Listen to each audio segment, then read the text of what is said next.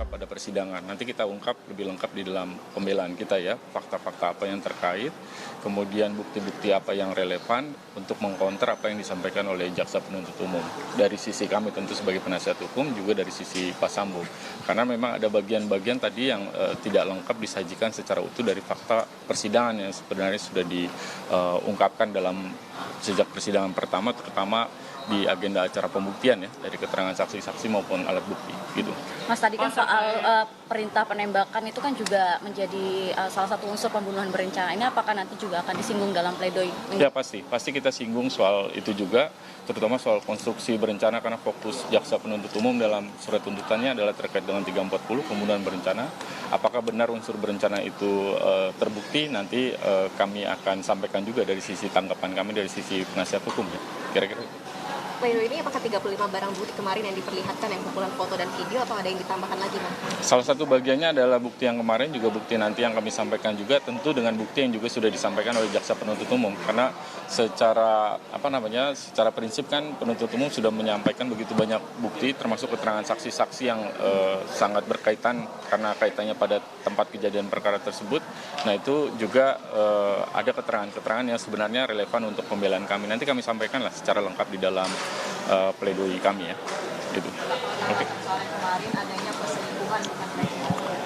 Justru itu, saya pikir itu juga satu hal yang agak janggal buat kami, karena di persidangan yang lalu disampaikan soal motif, tapi hari ini kemudian tiba-tiba motif tidak disampaikan. Apakah artinya di dalam surat dakwaan yang sedemikian tebal itu termuat di dalam tetapi tidak dibacakan karena menghindari persepsi publik, atau bagaimana? Saya pikir sekali lagi dari sisi kami mengharapkan bahwa persidangan ini terbuka, dijalankan secara objektif begitu, sesuai dengan fakta yang ada di persidangan. Dan apa yang disampaikan kemarin juga dalam persidangan yang lalu sebenarnya soal perselingkuhan itu fakta dan bukti yang disajikan di persidangan tidak ada yang bicara soal perselingkuhan, bicaranya soal kemungkinan terjadinya kekerasan seksual di tanggal 7 tersebut gitu. Tapi tiba-tiba jaksa menarik kesimpulan soal perselingkuhan tersebut. Saya kira itu cukup serius ya kaitannya dengan surat validitas atau akurasi surat tuntutan tersebut. Nanti kita tanggapan lebih lengkap saya pikir nanti kami ajukan dalam pledoi dan pembelaan kami ya. Mas Mala tadi mengatakan ada fakta yang tidak lengkap. Apakah ini terkait dengan bukti pelecehan yang ada di Magelang itu yang dimaksud Mas Mala tadi? Yang saya maksud tidak lengkap adalah tidak lengkap disajikan di dalam surat tuntutan, terutama kaitannya dengan persidangan yang lalu, misalnya menyampaikan soal motif tersebut gitu. Nah motif itu kan harus diungkap sebenarnya ya pada persidangan yang lalu kan jaksa sendiri yang membawa hasil laporan Apsifor dan ahli Ibu Reni sebagai ketua Apsifor yang sudah melakukan asesmen dengan 12 orang timnya.